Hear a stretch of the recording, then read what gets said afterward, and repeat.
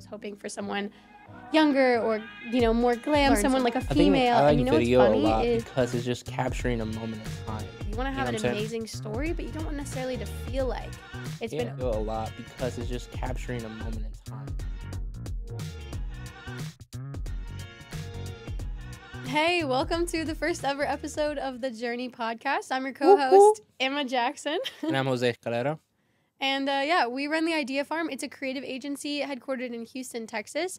And we decided to launch this podcast to dive into all things marketing and business to help scale businesses, because it's all the stuff that we wish we knew. And then the podcast that we're like, let's make the content that we wish is out there. On top of that, we want to document our journey. You know what I'm saying? It's been a crazy ride the last couple of years, so why not kind of document it a little bit? Yeah, from two young business owners from very different backgrounds who both have one crazy dream. I feel old, honestly, 32 years old. Oh, 32 years old. So old. But how old were you when you started your first business?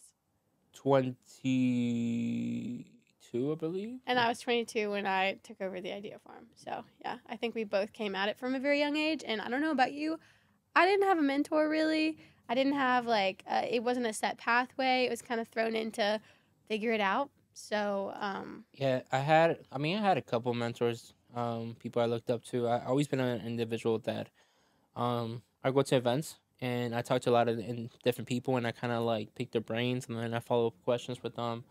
But I think the biggest one was Professor Fox, Zach Fox. I think he was kind of the one that really pushed me into opening the barbershop and kind of getting more into creative stuff, more marketing stuff. So, and I will say, I want to take that back, because there was one person that was there from the very beginning. He was a family friend, Dennis Cox, and I never expected. I think sometimes when I think about a mentor, I was hoping for someone younger or more glam, someone like a female. And what's funny is he is this older gentleman, super experienced in business, but a different kind of business, real estate development and construction and all of that. But he taught me the business principles. And no matter what kind of business you run, I'm realizing they all kind of work the same. Yeah, you always have to sell the product.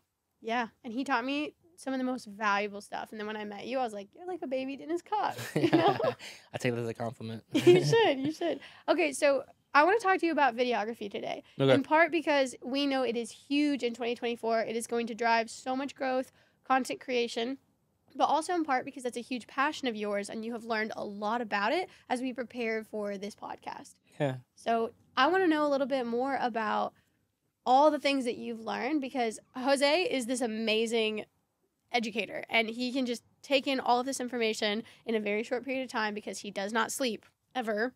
I do sleep. Very little, and consumes so much information, and then you're able to share it and learn so much. I think I like video a lot because it's just capturing a moment in time. You know what I'm saying? And depending on the story you want to tell, that's how you capture the image or the video. I have learned a lot in the last couple months from even our team. Casey has taught me a lot about lighting, and how to properly set the light, the mood, so we can get the interactions we want. I remember Jay taught me a lot of the original editing stuff. So it's honestly a great way to express yourself, as a company, as a business owner, or as an individual.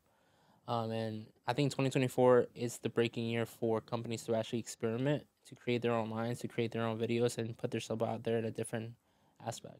Video's been around forever. Think about it, like commercials, TVs, but now it's in a different outlook, in a sense. It's more about capturing the real and not trying to create something fake. Yeah, no, I feel like, especially with short form content and a ton of stuff being very in the moment, super, super organic, it's that interplay of how do you produce really, really, really high quality content, but at the same time, something that's not overproduced. Because now with TikTok and Instagram Reels, even YouTube, you want to have an amazing story, but you don't want necessarily to feel like it's been overproduced. And I think you can create amazing videos with whatever gear you have, because it doesn't matter the camera or the light. It matters more the story that you're telling. Same thing like in music, right? You can have a really crappy produced song, and then you're peaking, but if the actual message of the music, the vibe is there, people are gonna react and identify with, and then they're gonna push it. Same thing with the video, right? We can film off an iPhone, which honestly, iPhone camera is phenomenal, and you can capture really, really good video. But if the story isn't there and the quality is there, it's not gonna hit. But if the story is there and like the message there and people identify with the message and the story, boom. That being said, though, you are a sucker for quality and 100%. everything about you. You were what, an audio engineer by trade? Yes. I Yeah. went to school for audio engineering. So to me, I think it's just challenging for me. I want to challenge myself to get better and better. Before we started this recording, I tell you, this is the most professional set we have ever built together. From our days back in Valpo with that little loft that we rented it out. Remember that? And then to this now. It's to me, it's just I want to elevate myself, so I'm pushing myself to get better, not only in the production side but also on the storytelling side, and I'm understanding more and more every day that it's more about the production of the story and the script and like how to actually interpret that, not what camera you have, what lens you have, what light you have, but it's more about the actual content. Okay, so I have a lot of questions because I don't necessarily come from this world. I love to tell a good story, but I don't know the technical. I'm more of a creative where I'll come in and I'll be like, I have this vision. And you're like, this is how we're going to make it happen, okay? So tell me, there are a few things that have really stuck out to me. Mm-hmm. Something quite simple, how do you get like the best quality video on like a social media platform? Because, I know a lot of people, I was the same way. You record something, it's amazing, and then by the time it gets on social media, it's compressed as all get out, and it just doesn't look the same. I think you have to edit for the platform itself. I think each platform has a different type of compression algorithm on the back end, so it's going to be compressed in a different format. And if you understand that, a little bit about compression, then you can edit towards that final format. YouTube, it's going to be a way you're gonna edit the videos towards TikTok, right?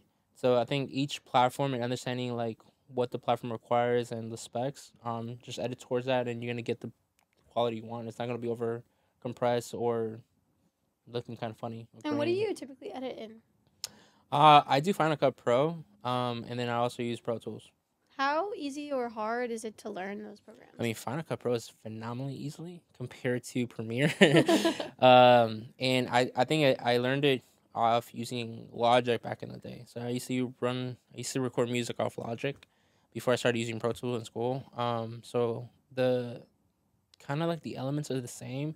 And then, you kind of go from iMovie into a more professional setting. So learning off those free programs kind of gave me like the basis to it. And then on top of it, a lot of YouTube videos. And then courses that we bought over the years to get better at editing and stuff like that. And then color correcting and stuff like that. Casey has taught me a lot about color balancing, color correcting, and color enhancing. She's Ashley. She says she's not a colorist, but I think she might be. You know what I'm saying? So. Okay, tell me your top camera pick for 2024 and why. FX30. Phenomenal camera. But it's Sony FX30, right? Yeah, Sony FX30. Okay. It's a budget camera friendly. It's a workhorse. It's very versatile, and it's honestly simple to use to a novice. Like me, not knowing that much about cameras a year ago, it was very easy to pick it up, start recording off, and get a great picture, and then if I want to use S-Log or stuff like that, I can transition into that.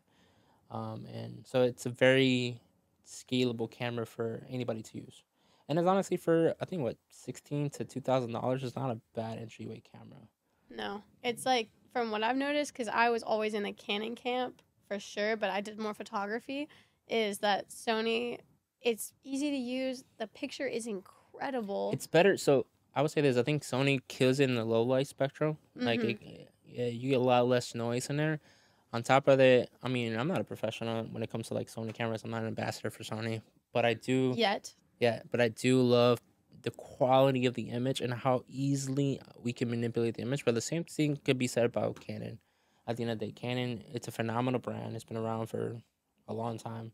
But when it comes to video, I will say I feel like there are so many more settings and so many things you have to tweak on camera to get that picture. Because we compared. So we have Canon cameras, we have Sony, we have a pretty good stock. And we went back and forth trying to get the exact same image or something darn near close out of both cameras, and it took way longer to outfit the Canons to something that, the color profile that was pretty easy for the Sony to build pretty quickly. Yeah, so Sony, I think the menu setting on the Sony says, and the FX30, I'm going to use the FX30 because each Sony camera is a little bit different. It's simpler to use in a sense, like you have your aperture, you have all the settings there. Your frame rate, all the settings in one little screen that you can control, you can manipulate, and it's faster to get the image that you want.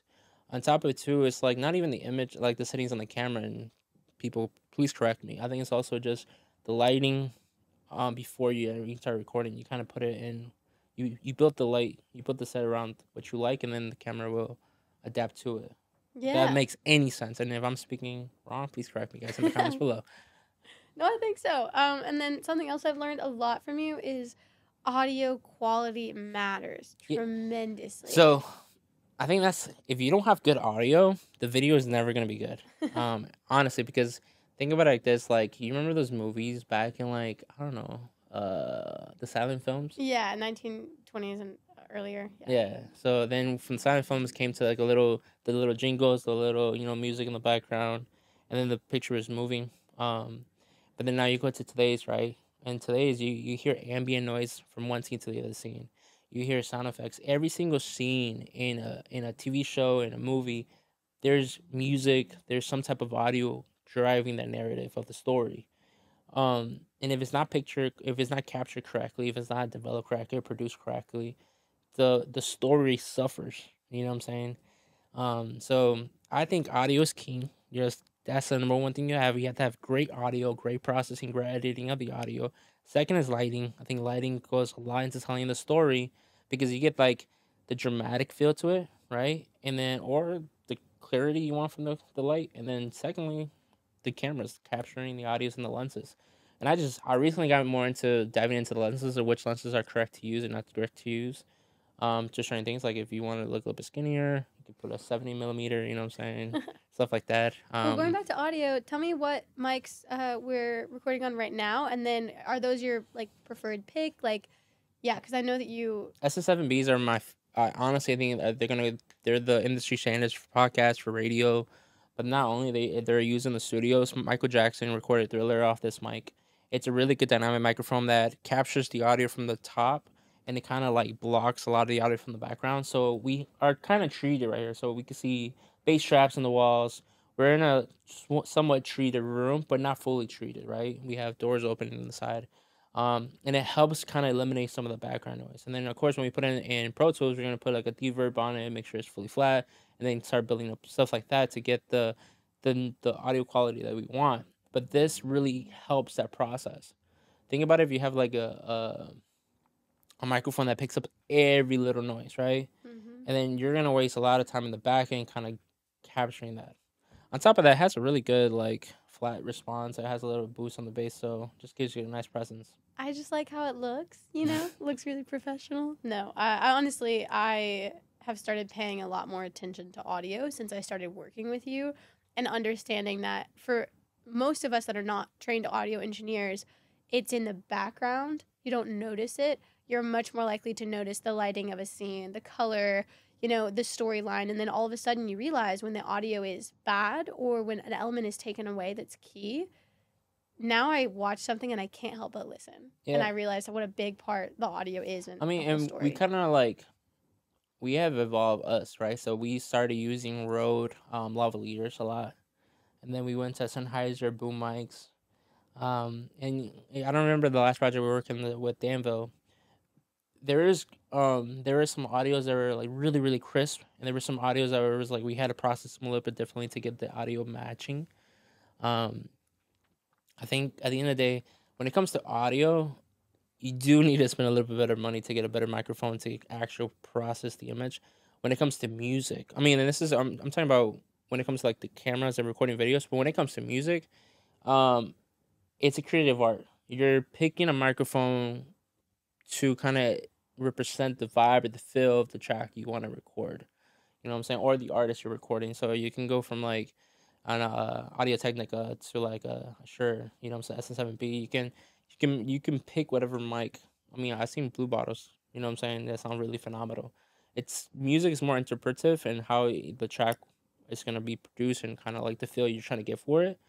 And the video stuff is more like you're trying to actually capture accuracy and how the actual audio is in real life, and you trying to like mimic that. So when we're processing audio for video, we're not enhancing a lot of it. We're just cleaning it up so it can be real. If that makes any sense. No, that makes a lot of sense. Yeah. So back to like business owners, I don't think they need to have a degree in audio engineering to produce videos for their business. I think in the end of the day, as long as they're capturing a a relatively good video off, I would say an iPhone because I'm an Apple fanatic. Um, and they're telling a good story, it's gonna get traction. You know what I'm saying? I think after you get traction is really when you start like building a team around you, hiring the right people, the right contractors, the right employees, whatever you're saying. Then you can start refining your product. Okay, but talking to those business owners, you're doing at least $1 to $5 million a year in sales. You're really looking to enter a more professional scene, right? So maybe you were a small business and you're entering into a regional space, that kind of thing. Maybe now is the time that they want to start thinking about more professional video. Here's my question. Do they do it in-house? Do they hire out? What are the benefits, pros and cons? Cost wise, it's probably cheaper. This is hard because we just spent like 25 G's.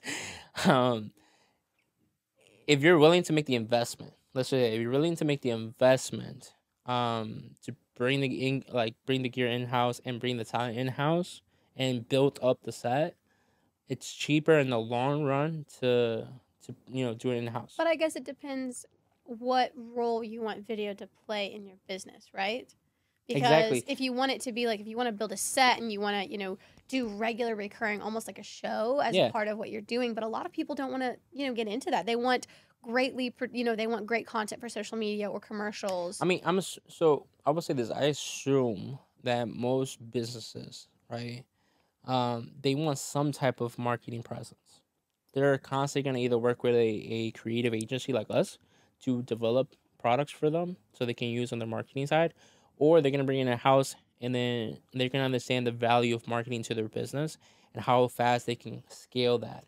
With that growth, there's going to be some type of refinement to that message they're sharing to their communities. Hiring a third-party company like us, for example, might not be the biggest benefit to a company that's scaling really fast because that media is going to be constantly changing and refining to their message, which is easier when they have an in-house team that can meet up every Monday. This is our new message. This is what we're going to go for. This is what we're doing. Versus a creative agency that you're going back through a pitch refining. It's like, hey. Well, so a lot of people don't know the role that a creative agency can have at these different stages of business, right? Mm-hmm. So with smaller businesses, we'll jump in and we'll do everything. We'll write the script. We'll come up with, the whole idea, the whole process. We'll bring in a team. We'll do everything.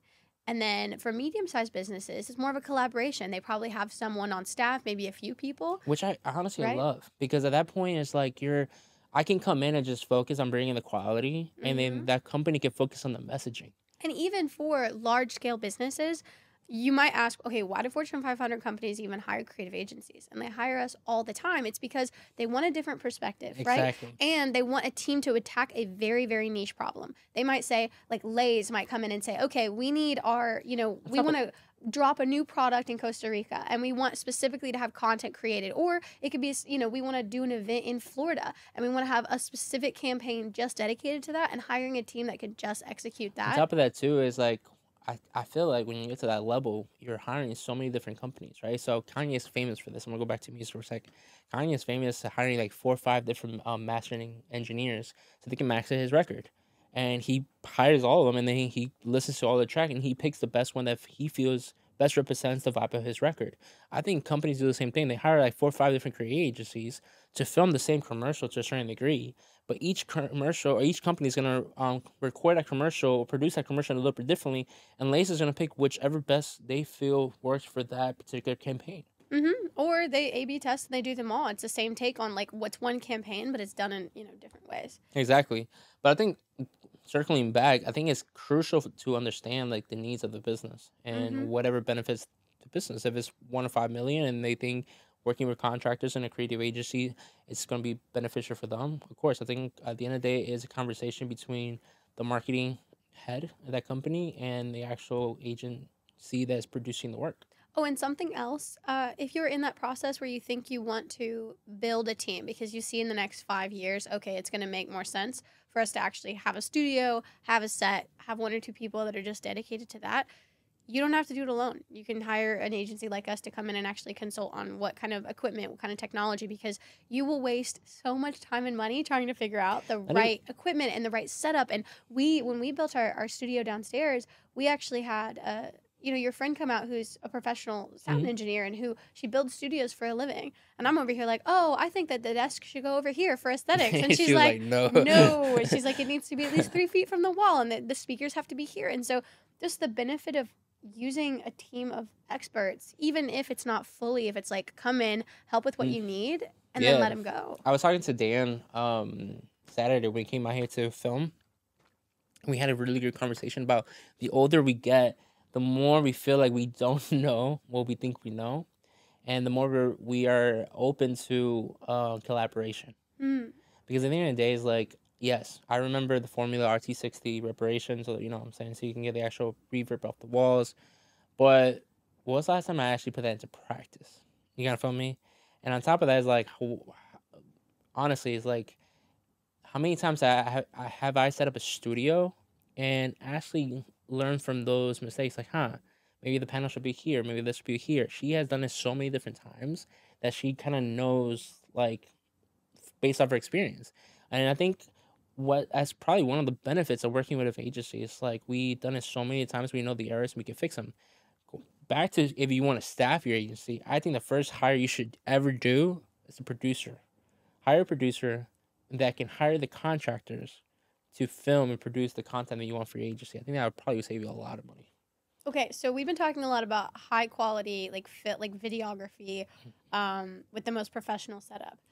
Let's talk about short form content and what role you think that I want to know. I'm picking your brain on this, but feel free to ask me questions as well. I want to know what role you think short form content is going to play in 2024, and like what, how businesses should handle that. Should they hire out? Like, do they have an in-staff person? Like, what does that look like? Yeah, so I think short form should be in-house 100%. I'm saying that because it's so fast moving. I mean, depending on the platform you're on, you're posting multiple times a day, right? Let's talk about gear. iPhone is going to be I'm not trying to put a plug in here, but if you buy a Shure, I think SMV, it's a little small microphone that connects to your iPhone. It's a little boom, and it sounds phenomenal. Elevates the game so much. And there's a bunch of different ones that also are aesthetic as well as, good audio, and find a mix, because you'll see people on TikTok and all sorts of social media platforms that have like the Hold one, and there's a whole aesthetic around that. So just make sure you're not compromising the aesthetic for quality. It's funny. I've seen some of the people that they have like subtle microphones, and they're using that as prop, and they have like the boom right over. That's actually really, really, really funny, because they realize, okay, the quality actually sucks, but everyone's using this. No, and then something I do want to mention is I've seen a lot of this applies for like medium size and up businesses. They're like, yep, we know we need TikTok, or we know we need Instagram. We're going to do short form. They hire someone who may have amazing ideas, but then they have a big review process. They're like, come to the meeting, show us your ideas. And then it could be a week or 2 or 3 before the idea ever gets published. And by that point, the trend's gone. It's dead. I think so. I mean, for me, let's talk about us, right? We're notoriously bad at actually posting on social media. Consistently. Yeah. I think we use it more as an experimental phase for us. Like, I think for the last 2 months, we went hard on Instagram, not for, the platform, but for our self-knowledge and quality testing, right? I think when it comes into businesses, I honestly think if they have a simple iPhone, a simple little microphone that connects to the iPhone, and they're just capturing the moments and they're just posting the moments on TikTok, phenomenal. But rather than going completely off the cuff and having absolutely no plan, they have an idea, right? Yeah, I think that coming up with a direction. So, what do you want your personality of your business to be online, and how is that going? And it has to be. It can't just be what you want, but how is that going to hit your audience, attract your customers? Because at the end of the day, that's like the full goal. You're building a community so that you can eventually monetize that community. But they have to understand that different platforms have different goals. Like TikTok, that's great on TikTok. But I think YouTube Shorts, it's 100% different. You know what I'm saying? I think YouTube Shorts is more of a curated video, just on a 60-second span. You know what I'm saying? I can't remember if it was 60 seconds or 45 seconds. No, but we see a lot of businesses that come in that they know they want to be on social media. or they've started but they don't have a clear direction. They're just posting to post, and they're mimicking what a lot of other people have done. They're like, oh, this business got, 1 million views on this video, so I'm going to do this video. And I'm like, yeah, but what purpose does it serve? Is it helping to build your community? Is it teaching, is it teaching something? Is it entertaining? Is it going to bring you more customers? Is it going to grow your business? And a lot of times they haven't gotten that far. They haven't thought about that. So you don't have to plan out the individual videos so much as you want to plan out the trajectory of your channel and your platforms. For us, I know we have to start getting it more consistently with our posting, but eventually, like, my goal is to produce more curated videos for YouTube and shorts. I think Instagram, we were talking to Liz Ferrari yesterday, and she hit it on the money. And she's our media buyer. Let's just introduce, people don't know the people in our lives, so. And her team hit it on the money pretty much. It's like, hey, TikTok for us should be behind the scenes stuff, right? And YouTube should be primarily YouTube. So I think at the end of the day is identify what platforms and the reason we're using those platforms to build our business or our message, like you were just saying. Yeah. Any final thoughts about video and the way you see it going in 2024? Honestly, I think at the end of the day, I love it. I think we're going to keep evolving. I think people should keep experimenting. I don't think there's a right or wrong way to film video. I think it's just honestly a creative look. I think it should be used as a creative expression to your business, to your messaging. I think you should have fun. I think you should experiment. I think you should post, learn from your mistakes, experiment to go on YouTube. Buy a $400 course. Don't go to school for it. That's a whole different topic. And just have fun. I think if you have fun in what you do, it's going to come out great. Look at the set. We kind of almost died building the set, but we painted that wall by ourselves. And if you look a little closely, you can probably figure that out. But I think it looks great. Yeah, no. We stole that painting, but that's a whole different story. Moving on. So, yeah, if you like this kind of content, you want to hear really honest conversations between business owners who are figuring it out, but also who've learned a lot over the past few years, give us a subscribe, and share it with your friends, family, that kind of stuff. Yeah, follow. Eventually I hope you're going to get into more like interview-wise, bring some really cool guests on board. Oh, we have some really cool guests scheduled for this season, and I'm excited for some surprises coming up to share with you all. Thank you so much for tuning in, guys. Thanks.